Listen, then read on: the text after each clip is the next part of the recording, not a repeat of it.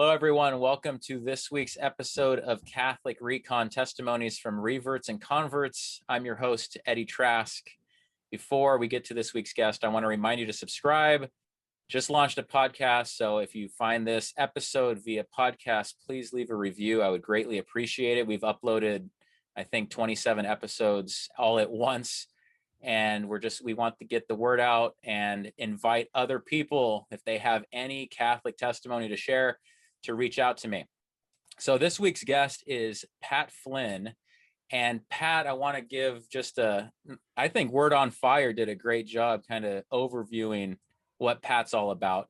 He's a writer, entrepreneur, and a reconverted Catholic. He focuses his efforts on helping others find happiness and wholeness through fitness, philosophy, and religion. The author of, I believe, 5 books, soon to be 6. Also the host of his own podcast, The Pat Flynn Show, where he teaches about generalism, which is being good to great at many things rather than the best at just one. And he focuses on combining talents in a unique stack to help people better understand themselves and the world. Pat, did I get that right? Hey man, it's good enough. I think, yeah, I haven't looked at that profile in a long time, so that's very nice. Yeah, and if there's anything else throughout the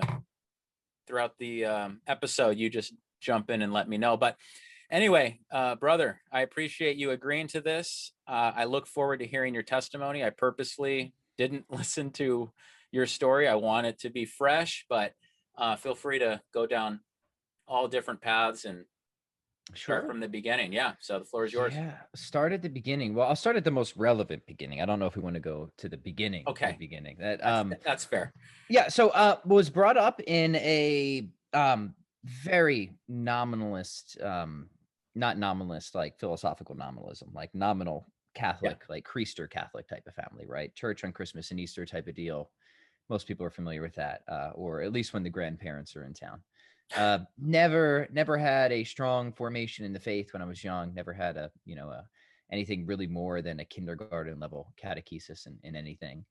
But at the same time, I guess I also didn't really have any friends that I was growing up with, that I spent time with, that were any more religious than I was, or their family was any more religious than I was either. So I was thinking back recently, Eddie, of like whether I would have thought I was in a Christian household growing up. And I don't know how I would have evaluated that in the context at the time, because I don't know if I would have had the idea of what a Christian household really is, at least insofar as I think I understand what that is now. So I might have said that I grew up in a Christian household, but that's I guess neither here nor there.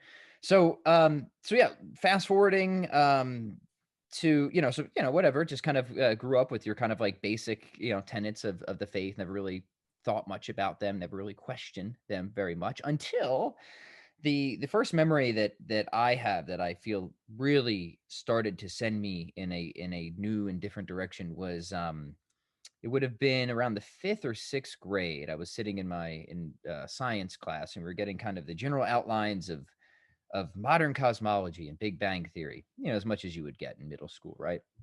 And we were hearing about the Big Bang theory and the age of the universe. And I just remember, being kind of startled by this and thinking that like none of this sounds like anything that I remember in my 1st grade Sunday school. Like there's no mention of an Adam or Eve or some devious snake or anything like that.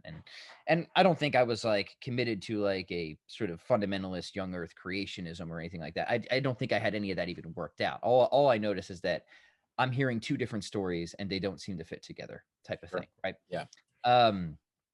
Now it's not like that happens and you immediately throw your hands up middle school, be like, I'm an atheist or something like that. It's just like, it's a hit, and it starts to plant seeds of doubt. And it starts to send you on a certain trajectory, right? It starts to undermine a certain position you had, whether you kind of know it or not. And so, yeah, so for me, I think that was the beginning of a great doubting that would sort of develop over time. Now, by the time I'm in high school, I'm into all sorts of things. I'm into writing, I'm into music, I'm into philosophy, and none of the things that I'm into are particularly religious or even friendly to religion at that time. Um, so, for example, I was, always, uh, I took a great interest in writers like Mark Twain and stuff like that. He always had, some very wise and smart things to say about religion. Almost none of them positive, right? There's another writer I eventually discovered. His name was H.L. Mencken. He was a crusty old atheist. So just rammed into religion hard. Very funny guy too. He's like, if people know like a Christopher Hitchens, one of those new atheists, they would probably like Mencken because just very witty, very funny, and of course, very punchy, which is, I guess, to a young male, that's sort of attractive, right? In a sense, the punchiness. And interestingly enough, Mencken wrote, I believe, the first book in English related to the philosophy of Friedrich Nietzsche. So that kind of, I guess, situates him historically a little bit. And he always quoted Nietzsche. It was very clear he's very heavily influenced by Nietzsche. So that really got me, kind of passed me off to wanting to read really philosophy, like in more of a proper sense. And it kind of passed me off to the school of atheists and the atheist existentialists and stuff like that. Um, and so they significantly colored my worldview for a number of years. And I'll give the condensed version, that we can explore any details that we want, Eddie. And the condensed version is that philosophically, I veered in a very naturalistic direction as I began to study philosophy, more formally.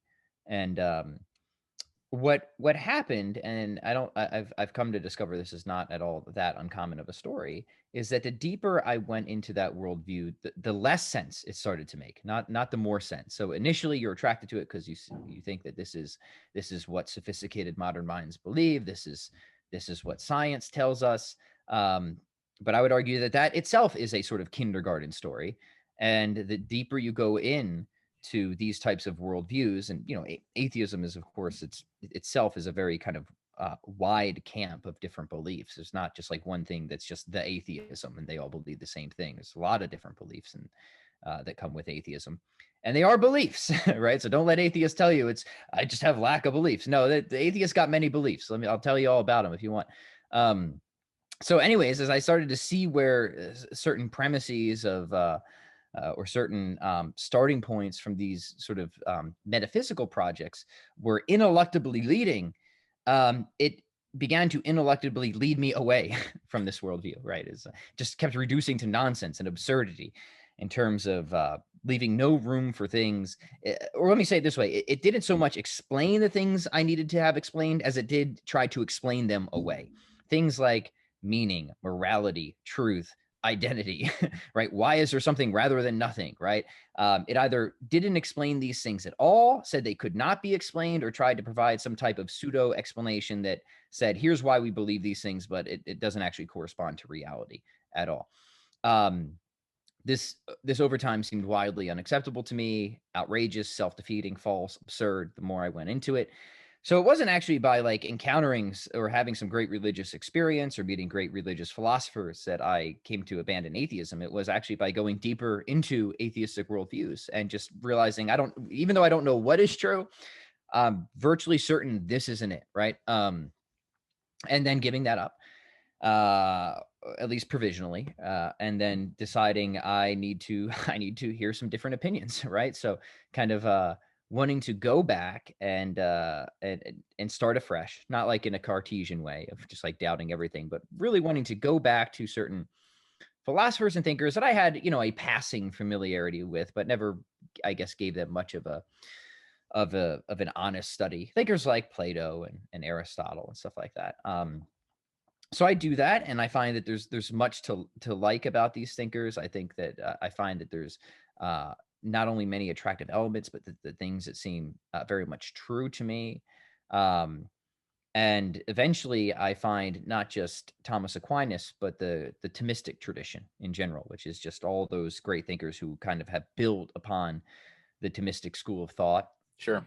And yeah, and that pretty much sealed the deal, right? Because whatever else whatever other commitments I had at the time, I came to a point where I felt this is right. This is whatever, like, this is true philosophy, right? Everything else I'd been doing up to this point was more or less sophistry. This is true philosophy, right? This gets reality right in its broadest strokes, and largely because it kind of affirms in a technical way what the man in the street believes. That's how Chesterton described Aquinas and Thomism. He says this is the closest you'll get, is in terms of a philosophical school, to what the man in the street actually believes. Doesn't mean that Thomism is easy to understand, but it will give you what you kind of already just know to be true anyways. It'll help you establish that and substantiate that.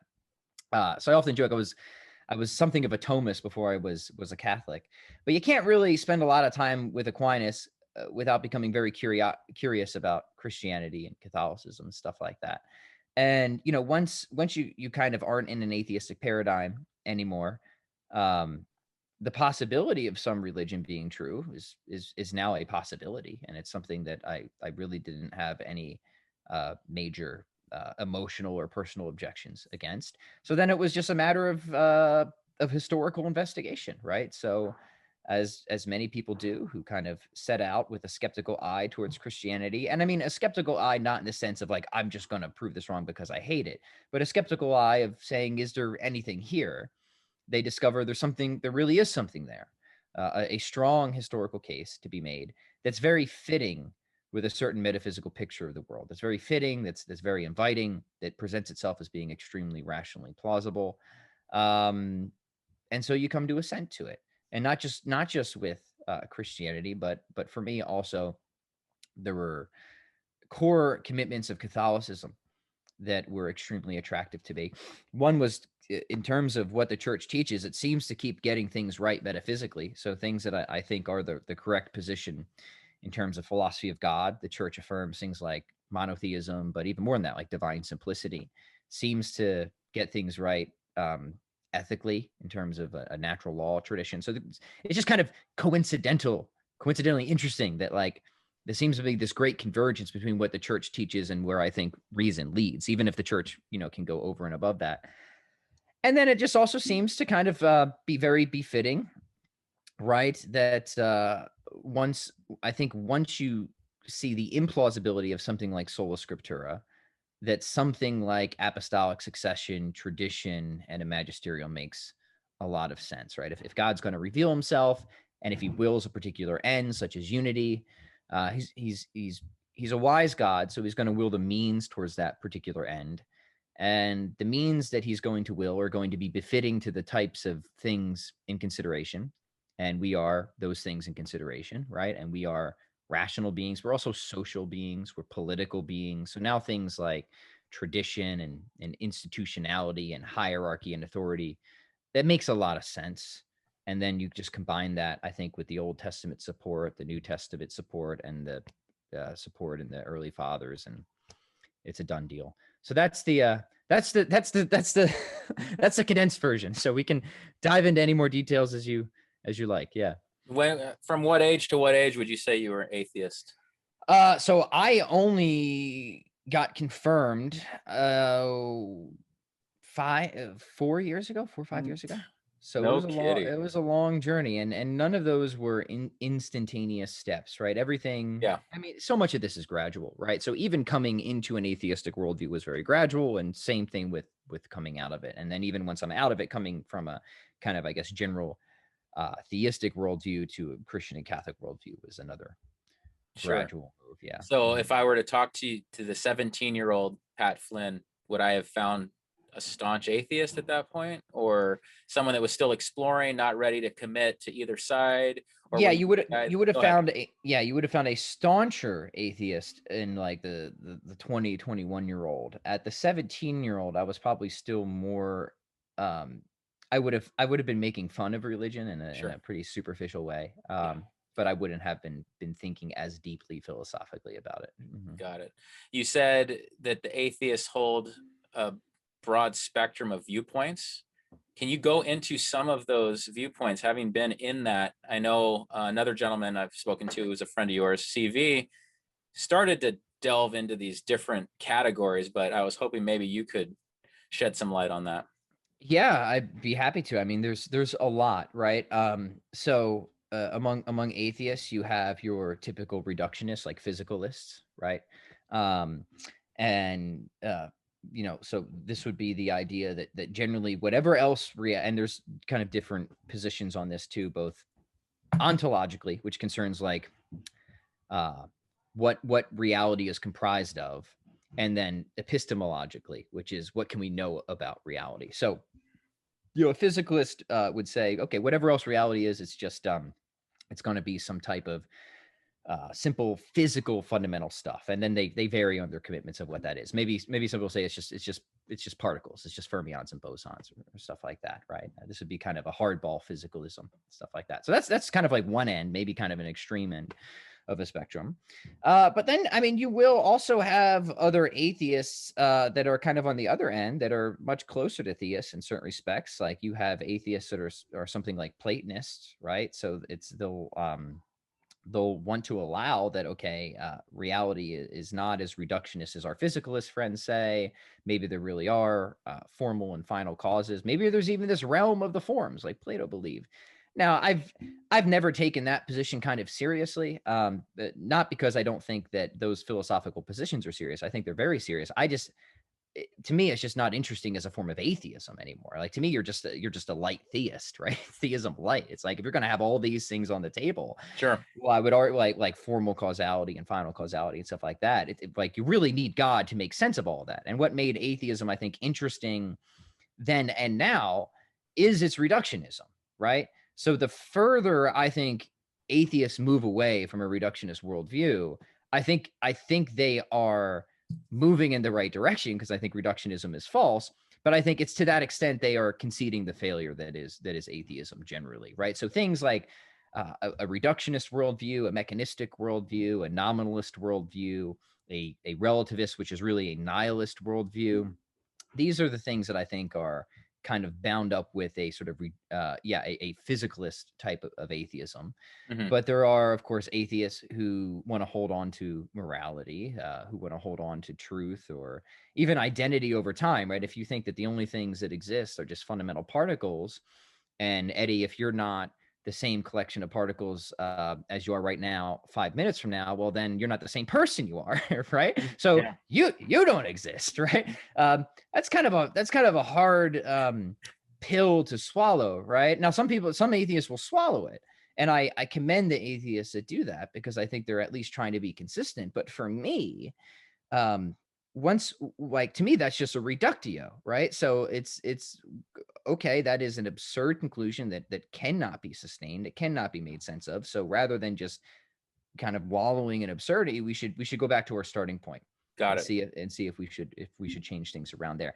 So yeah, I don't know if that totally answers your question, but yeah, there's just a whole spectrum of things that atheists will affirm or will deny. But I guess the point I would want to make is that as they move away from the kind of more reductionist physicalist type of atheism, I just find it far less interesting as atheism, or even why there's still such a commitment to having that world would be atheistic in the first place. Got it. Now, depending on where someone is on that spectrum, what would be the objections to your story? So you share your story, let's say, with anyone on that spectrum. What's a common objection? How are they going to try to take you out at the feet? Yeah. Well, boy, that's a great question, because it's just going to be so different depending on where somebody is, right? I could try and give a couple examples. I mean, I guess so let me start on the other end, actually, because let's say that somebody is kind of theism light, which I called about, or as I called it, and they're actually willing to kind of like grant a metaphysical picture of the world that is like pretty similar to mine, except for like minus one thing, which is God, right? And I think what somebody like that would say, in fact, I know what somebody like that would say, because I've read what they say, is they'll say it's something like the problem of evil, right? It's something like it's just, I can't make that final step towards theism because I can't see the compatibility between God as the classical theist understands it and the experience of the world as evil. So we can talk about resolutions to that if we want, but I think that would be something that type of atheist would say, that they'd be hung up on something like the problem of evil. On the other end of the spectrum, I think you're probably going to find everything from, well, there's just the stock cliche of there's no evidence for God, to God is not a useful or necessary hypothesis, or yeah, just it could be anywhere and everything, right? Or science has somehow disproved God or something like that. I mean, these are all kind of like kindergarten type objections. Um, but they're common enough, especially people I think who kind of veer in more the physicalist direction. Got it. Got it. Mhm. And this is difficult for me I want to make sure I get the right picture that the atheists are trying to bring forward as it relates to testimony in the past or evidence in the present. What is it that they would respond with when you say, what are you looking for? When would you know that you have found something that can substantiate Christianity? Yeah. And that's something that seems to be coming up quite a bit. I want to make sure that I don't misrepresent where they're coming from. Is that their position where they're saying, I'm looking for evidence? And you come back and say, but what about these various areas? And they may say that's not sufficient. Well, then would you know when something comes to you and you say, now that is true? Are they going to admit that it's super subjective and what's going to be true for them in that moment is going to certainly be different than the atheist sitting right next to them?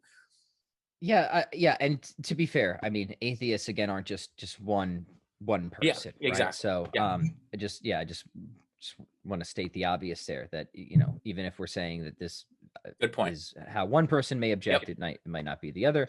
I want to say one thing, because yeah, some will demand evidence, but then they'll set a standard where really nothing can count as evidence, right? They have some sort of like wackadoo epistemology or something like that. Usually it's some homegrown epistemology that that they don't apply to anything else, right? Except Yeah. for religious questions. And that's always contrived, and I guess I just don't really waste my time when I think that that's the case, because I just think that it is a waste of time, right? And in the same sense, I think, yeah, I mean, I don't think that the criteria of falsifiability always has to be in place, but I think it. I go back and forth on this, right? There has to be, I think, in a conversation, some agreed upon threshold that if that could be crossed, you would at least begin to seriously doubt the positions that you hold, or consider another position. I mean, I'll talk about it with Catholicism. I often say, like, hey, look, if there was a Vatican III and the church taught in all authority that we no longer believe the Trinity, I'd throw my hands up, like, I'm out, right? Indefectibility, falsified, right?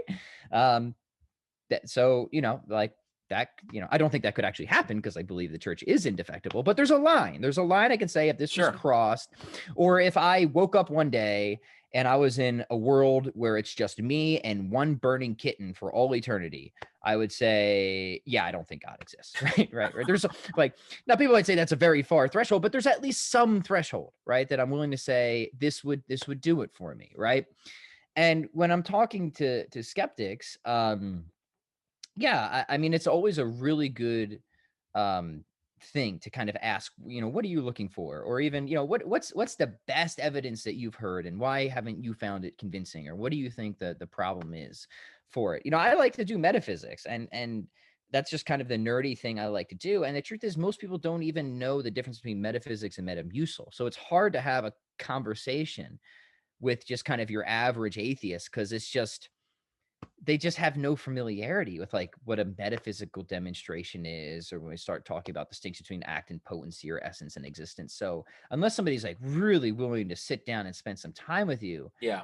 these aren't really they're just not amenable to internet conversations. But that's what led me in. So that's what I like to talk about. And I think that's what's most demonstrable, or demonstrative, at least, of God's existence. Now, other people have other arguments, and they say, well, look, the universe appears fine-tuned. Doesn't that seem suggestive of a transcendent intelligence? And it seems like the universe had a beginning. And yeah, I know people love their multiverse theory, but that always strikes me as exceedingly problematic for many ways. And it seems like we have all sorts of irreducible complexity at various phases of life, and that the typical naturalist solution really cannot adequately account for this at all. So, to me, I think maybe just sometimes just conversationally, I think it helps just to give like a cumulative case and say, look, I don't know what would convince you, but here's what convinced me. I think God is the best explanation for why any contingent thing exists and not nothing instead, of why the universe began to exist, of why the universe appears finely tuned for the emergence of intelligent interactive life, of the irreducibly complex systems we find in biology, for the historical evidence surrounding the life, death, and alleged resurrection of Jesus Christ, for the endurance and alleged, indefectibility of the Catholic Church, for various miracle accounts, especially stuff like Fatima, for our experience of morality as being objective and binding, for near-death experiences, mystical experiences, religious experiences. All that type of stuff is just the sort of stuff I would expect if God exists. And it's not at all any of the stuff that I would expect if God does not exist, right? So even if we just want to make like an inference to the best explanation, it seems like theism has enormous advantages in terms of explanatory power, scope, depth, and it's a simple hypothesis, right? God is as simple as it gets. It's absolutely simple reality, right? And just one. And it's certainly not contrived. It's a very traditional belief. It's a very natural belief people have. And so maybe something like that can help, and then people can kind of maybe try and pick it apart from there. It's hard to say without an example of like one particular person in mind, because I know Yeah. I know what you're talking about, Eddie. I've encountered that game where people will just kind of arbitrarily dial up the skepticism just to dial up the skepticism, right? And normally the dial isn't that high in other areas of life, but when it comes to conversations around religion or God, suddenly they spinal tap it, right? They go all the way to level 11, and then it's just nothing counts as evidence, like by definition. So then it's like, Well, well, I of was just going to course. say, if you did ask that question, what is the threshold? They may say, if I answer this in any way, he's going to corner me. So they might just veer off and just not play. They might think that you're playing a game by asking that question. Right. And that's the problem. Like, this is why I'm really not interested in, and I resist the term of being an apologist or something like that, even though I write for apologetics websites and stuff like that, because I'm interested in conversations, but I'm not interested in people thinking we're playing a game of cat and mouse, because it tends to not be very productive. Yeah. And the other thing I wanted to say, which just shot out of my mind, remind me of what you said. You made a good point, and I wanted to jam on it. It was about If you ask them at what threshold of evidence would you say, okay, this is plausible, I will consider it further. But if they answer that, right. Yeah, this is where I find some atheists really refreshing. There's an interview I was watching not too long ago with an atheist who I actually find very funny. Maybe it's just because of his accent. His name's Peter Atkins. And he was having a conversation, and his interlocutor essentially asked this question, or maybe it was a radio host, I forget, who said, what would convince you? Like, what could convince you that God existed? Would it be him appearing to you or anything like that? He said nothing. He said nothing could convince me. He's like, I think I would just going mad, something like that. And I'm like, at least he's being honest. Right. Like, thank you. Right. Like, I don't know where to take the conversation after that. I honestly have no idea, but at least this man is just, well, like you said earlier, if something's absurd, at least you are consistent following that all the way through. Right. Even though that's right. And I can't even imagine that, like, that you could be in a position where you are so convinced that nothing could possibly start to cause you to question that you could be wrong on this. I don't know. I guess I've never had that high of a degree of confidence in anything, that I just don't even know what it's like to be in that position. Yeah. And I've heard that on the Protestant side. I don't know if it's been as direct as that, but it's implied. There's really nothing that could convince me of the truth of the Catholic Church. And then there are some Protestants that say, you convinced me on the papacy, I'm in. Yeah. Everything else, because they'll use that as kind of this such a large pillar that everything falls in. And that's like, okay, I trust it all. Others obviously say, if this, and this are true, then I'll consider it. But I have heard that implication that there's basically nothing that you could tell me.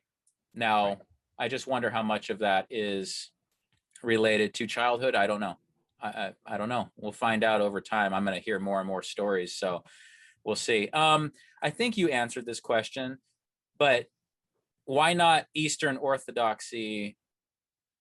Why right back to Catholicism? Because you mentioned sola scriptura, so that Right. clears out a lot.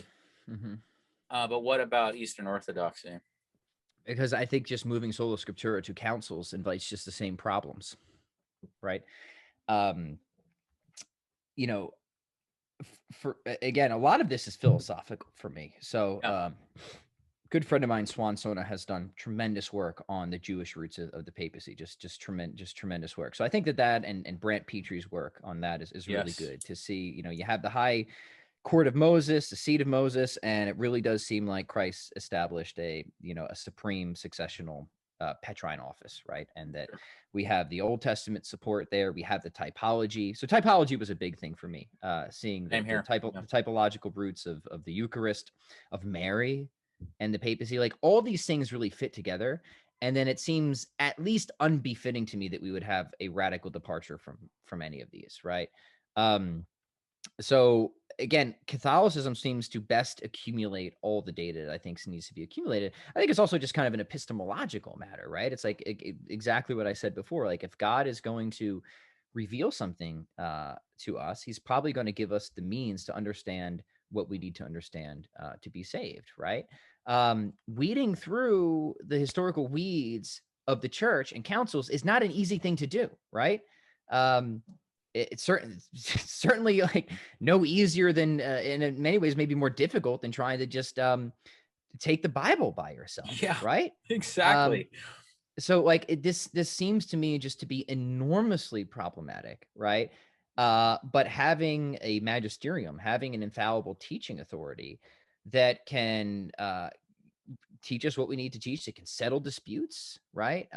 Having a chief executive, right, which is how we kind of naturally organize anyways, right? There usually tends to have to be somebody where, okay, the buck stops here, or if there needs to be a tiebreaker, we can do that.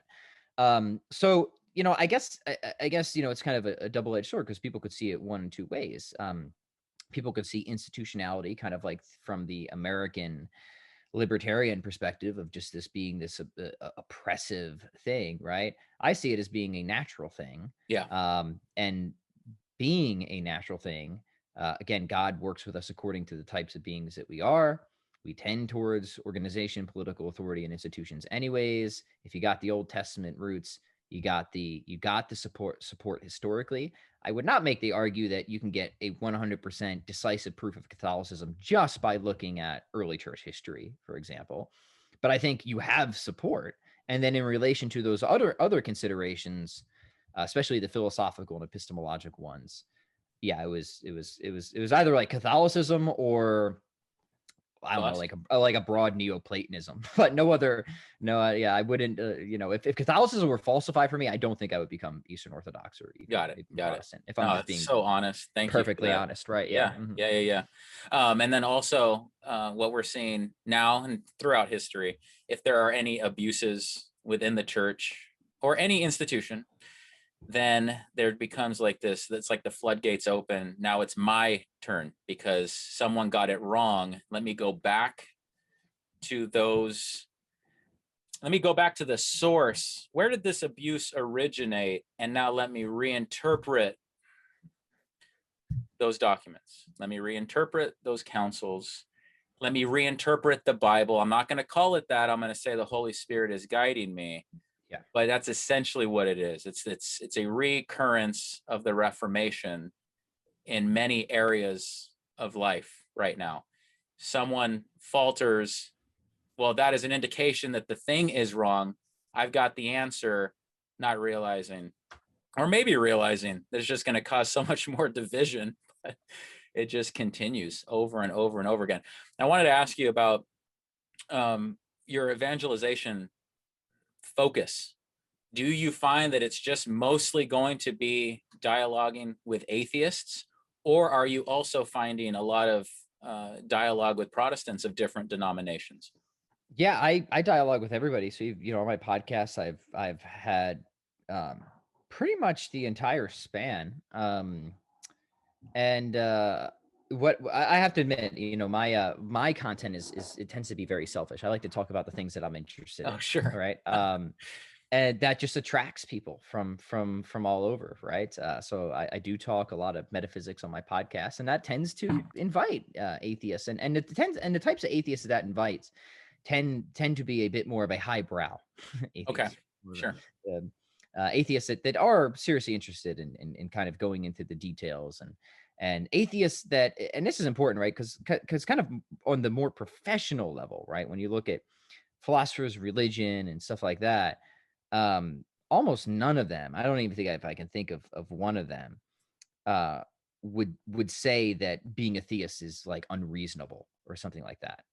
Almost all of them see it as a very reasonable position. They might have the reasons why they don't Of accept it course. themselves, but it's just very different in terms of content and tone than the kind of screechy, petulant YouTube atheism, right? Yeah, you're going to get less of the comments about unicorns in that type of environment. Spaghetti ball Spaghetti monster. monsters and Yeah. all that stuff. Yeah. Yeah. So like I try to prod those types of atheists is like, look, if you're gonna be an atheist, at least try to be a good one, right? Yeah. Like read these atheists, not those atheists, right? Sure. Like let me help you with your atheism at least.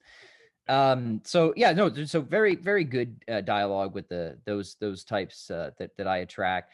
Have had excellent dialogues with numerous Protestants and stuff like that, because we do a fair amount of I had I think close to a 3.5 hour conversation with the fellow I mentioned, Swansona, Yeah. on the Jewish roots of the papacy and the biblical case for the papacy and stuff like that. So that attracts people from all over. And yeah, so I don't know if that answers your question, but It does. Mhm. And then also, so you focus on the term generalism, right? That was related to what you do in the realm of fitness. I'm assuming that ties to everything you do. I was hoping you could speak to that a little bit. Yeah, so there was, I guess, a whole nother part of the story that I guess got glossed over because it wasn't especially relevant. So even though kind of my formal academic background's in philosophy and economics, when I was going to college, um, long story short, I grew up very unathletic, very overweight, stuff like that, right? So in high school, I got into Taekwondo, started getting in shape, got very interested in fitness. And then when I got into college, I got interested in these things called kettlebells. If you ever seen them, right? Like Absolutely. right? Yep. So as I'm going through college, I'm like teaching kettlebells and training people to kind of pay the bills and stuff like this.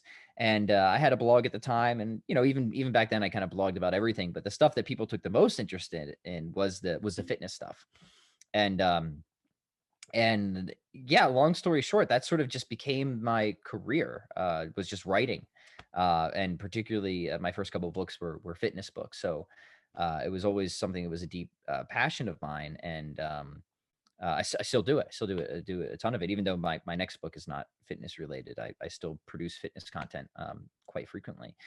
So the whole idea of generalism came about because a couple of years ago, somebody kind of asked me like, hey, it's funny. I was just talking about this to somebody else. Somebody sent me an email that it could have easily been read as being insulting, but I don't think it was meant to be, because it was like, hey, Pat, how did you make a career and how did you start a business that seems to be successful in the fitness industry when like you're clearly not like the biggest, strongest, leanest guy around, right? And like, look, nobody's fooled. They're like, Pat Flynn clearly isn't that, right? Just try to stay in good shape, but like nobody's confusing me with like Schwarzenegger or something like that. So that that invited me to really think on that. Like, why is it? Because there's a lot of guys who are bigger, leaner, stronger than me who have like tried to build businesses and like I guess make it in a fitness career as entrepreneurs, and they haven't. And the best answer I could come up with is it's because fitness isn't the only thing I care about.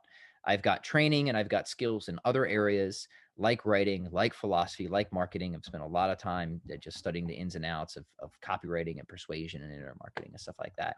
And it was being able to be a generalist where I combined different skills, and these different skills in combination seem to be more powerful than just going deeper in any one area in isolation, like just trying to get the biceps bigger or something like that, right?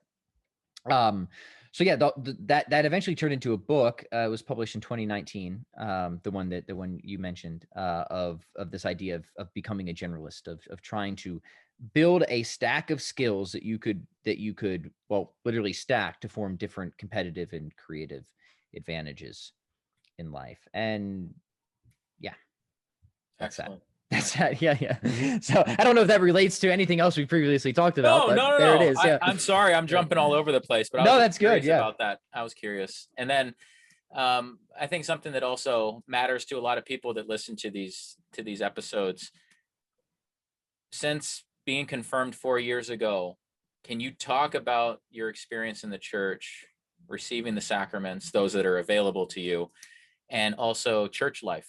And Yep. I know there's even one more question involved in that, and that is speaking to people that may be reluctant to join the church given various crises. Yeah. Okay. Yeah. Lots to say on that. So first off, my wife is a convert as well. So maybe we should connect you guys. Yeah, She's absolutely. um, and she was not baptized. She was not brought up in a religious household at all. And as and she'll often lament of how she was kind of vaguely spiritual but not religious. But then I kind of pulled her into atheism when we first met. And then I kind of like came out of atheism. She's like, wait a minute, what's going on here?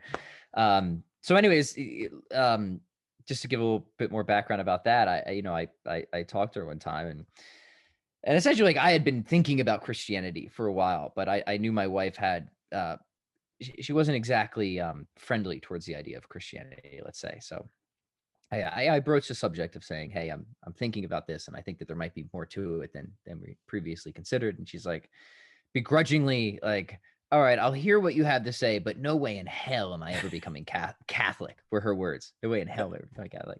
Wow. So she was baptized and confirmed. She was confirmed, what, 2-3 years ago. So she is Catholic now. Wow. So that didn't last very long. But she had a very much independent journey of mind. So even though we kind of, we came and we talked and had discussions, she really had her own process of discovery. It wasn't just following her husband into the church by any means. So that was part, because you asked about my experience in the church. So I mean, that was a big thing for me, right? So I'm married, I had kids, and I knew, like, if I'm going to make this sort of dramatic world shift, like, I've got a family, right? I got to think about all this. So by God's grace, that all worked out, and we got our marriage blessed. We got all the kids baptized, Beautiful. and all brought into the church. So church life, I know there's a lot of, bad stories out there, but by and large, it's been a blessing, right? We're at a beautiful parish, incredible priest. We love it. We're deeply grateful for it. So I don't have, fortunately, any bad, fortunately, I don't have any bad stories, right? But that also, no, so then I'm sorry, what were your other two questions? No, I was Yeah, just saying, the crisis. yeah, crises, yeah. Right. So I mean, here's the thing I'll say about that. And I know that there's people who struggle with this on many levels, and it's understandable why they do. It's very understandable. In fact, my wife, this is one of her biggest objections, right? Is like, look, the church is filled with scandal and all this sexual scandal, and we've got kids, and Sure. everybody knows that, right? So I mean, the first thing you got to do is you gotta ask yourself, okay, could it be the case that Catholicism is true? Even admitting the horrendousness of these scandals, right? That's the first. You have to make that distinction in your mind first, right? Do these scandals disprove Catholicism? That's really the question, right? And that was always the question for me. It's like, no doubt these scandals are horrendous, right? Nobody should ever deny that. But do they refute Catholicism? And I think the answer there is no, they don't, because the church doesn't claim impeccability. That doesn't mean we should be happy about it. Exactly. It doesn't mean we shouldn't do anything about it. But it doesn't mean that Catholicism is false. So you have to, and this is hard to do, because again, like, these things hit us where it really hurts. But this is, I guess philosophers are kind of like notorious for this, right? It's like, sometimes it can be very cold and abstract, but that's like, we're after the truth of things, right? So we have to make these distinctions. And the church teaches indefectibility, but it does not promise impeccability among its members, even its highest members, right? So there's always been evil people in the church, and that's a deeply unfortunate thing. But there's evil people in all of Christianity, right? And I don't think even Protestants would want to say that any of their scandals refute Christianity as a whole. So with those distinctions in place, I don't think, and as long as you can make those distinctions, which you can, I don't think that needs to be or should be a holdup from somebody entering the church, right? But it's very hard to get people to see those It is. distinctions, and I It is. understand that, right? Um, it was hard for my wife to see that, but she did see it eventually, and then she realized, okay, I get that this could be the case, that you have these horrendous scandals, that you have a whole history of horrendous scandals. It's not like a new thing. We have a new particular and especially pernicious type of evil that has gone on in the past couple of decades, but there's always been scandals and horrendous happenings in Christian history. But you know what? It still seems like this is true. And because it's true, I'm going to assent to it, and I'm going to become Catholic. And then I'm going to do what I can to fight these scandals and clean up the mess as a Catholic, right? From the inside out. Yeah. From the inside out. So, I mean, that's the general response, but I think that's also the right response. I think that's true. Now, here's the other thing I'll say about that. It's like the problem of evil. I think the correct response to a lot of these difficult questions is correct, but it's often not emotionally satisfying, right? And so you might Especially when it hits home, if it's something right. that happened to you personally or a family member, then that is going to be a more difficult transition, no doubt. Right. It's like if you're dealing with the problem of evil, and yes, you can give all these philosophical defenses to show Yeah. that evil and God are not incompatible, but that's like kind of wildly inappropriate to do if somebody's like dying with Suffering. Yep. cancer, right? Yep. Yeah. Yep. And so I think something similar here, right, is knowing when to help people draw those distinctions, and knowing when you just need to just kind of like listen to somebody. You know what I mean? Yes. Oh, I Mhm. hear you. I hear you. I like to focus on, I preface it by saying, in no way does this dismiss the sins, but especially in dialogue with Protestants, if I say, just observe statistically, if you have a group under one roof and it's 1 billion people, I've said this many times, and statistically, what percentage of those people are committing heinous crimes? There's no right answer to that. My point is to get someone to think about it. Now, take a local congregation of 500 or 1,000 people. You can't compare. It seems like people like to compare those two things. Can you imagine the thousands of people that are involved over here? Well, statistically, what's happening in your local congregation? By using the same ratio, if one clergy member commits a heinous crime, it's the equivalent. But Right. it helps some people just simply get out Yeah. of that mindset where you're just going to say sin equals no truth, because that clearly is illogical And and it's not what Christianity teaches, not at right? all. It's No, not how could Christianity mean anything if there right. wasn't sin to be weeded out in the first place? Right. And not only that, and I always hedge against like getting towards statistical comparisons, right? Sure. Because it misses the bigger point, which I think was already made. And once that point is made, I think it's kind of the issue is resolved intellectually. But Sure. I will say this, like we have a recent example, right, where Protestants essentially say the same things as Catholics, right? You had this big scandal break of Ravi Zacharias, right? Very well-known Protestant Apologist. Yeah. apologist. And I won't go into details, but it seems like a pretty horrific scandal broke out. And people who followed Ravi were crushed by it and disappointed. But what did they say? His sins do not invalidate the truth of what he was teaching about Correct. Christianity, right? So if you think that's legitimate over there, then you shouldn't think that it's any less legitimate when a Catholic says it as well, right? Yeah. Very good point. Very Mhm. good point. Is there anything else you want to add regarding what you're working on, what you want viewers to know? Where can everyone learn more about what you're up to? Sure. Yeah. Well, my podcast is called The Pat Flynn Show, the humbly and originally named Pat Flynn Show. So we do usually like one philosophy episode a week, one theology episode a week. I've got, you mentioned I write for Word on Fire. So I've got some articles there people might like. I write for Catholic Answers. I've got some articles there. I actually got a recent one on the problem of the eel. So if Okay. people want to see how we can I'll begin add that to the description. Yeah. yeah. And yeah, other than that, just working on this book and What's your website? chroniclesofstrength.com. Okay. Yeah. So Perfect. that's where you can find me. Well, it's been fun, brother. I appreciate it. You've got quite the intellect there, buddy. I gotta give you that compliment. I was struggling to keep up with you, but I've got a lot to learn myself. So It has been a pleasure. Thank you so much for having me on, Eddie. This has been a joy. yeah, well, we'll connect with CV down the road here, and I know that we want to do something where we can go even further into the atheist paradigm. I can't speak to that as much, but I can bring some perspective on the difficulty of a reversion. So I think we'll look forward to that in the coming weeks. So sounds great. Looking forward to it. Everyone, thank you for listening and for watching. Until next time, take care and God bless.